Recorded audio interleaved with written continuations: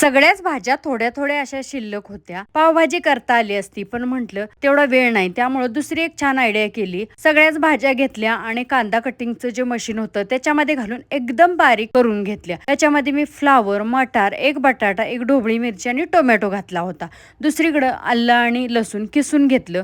गॅसवरती तवा ठेवला. तव्यामध्ये थोडंसं तेल आणि बटर घातलं. त्याच्यामध्ये किसून घेतलेलं आलं लसूण घातलं, परतून घेतलं आणि बारीक चिरलेला कांदा घातला, तोही परतून घेतला आणि नंतर कट करून घेतलेल्या भाज्या घातल्या, त्यासुद्धा थोडा वेळ परतून घेतल्या. नंतर त्याच्यामध्ये मीठ घातलं चवीप्रमाणे, आमची कोल्हापुरी चटणी घातली, लाल तिखट, हळद, धना पावडर, गरम मसाला घालून चांगलं परतून एक वाफ काढून घेतली.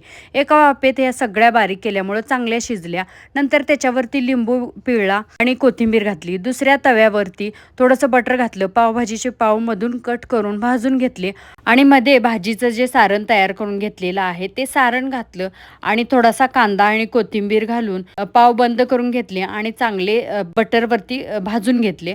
अशा प्रकारे चवीला एकदम भन्नाट असा हा मसाला पाव झाला होता. तुमच्याकडे सुद्धा अशाच काही भाज्या शिल्लक असतील आणि काय करायचं सुचत नसेल तर अशा पद्धतीची रेसिपी नक्की करून बघा, एकदम भारी लागते. व्हिडिओ आवडला असेल तर लाईक करा, शेअर करा. चॅनलला अजून सबस्क्राईब केलं नसेल तर अशा छान छान रेसिपीज व्हिडिओज पाहण्यासाठी माझ्या कोल्हापुरी स्टाईल या चॅनलला नक्की सबस्क्राईब करा. भेटूया अशाच एका नवीन व्हिडिओमध्ये. चला बाय.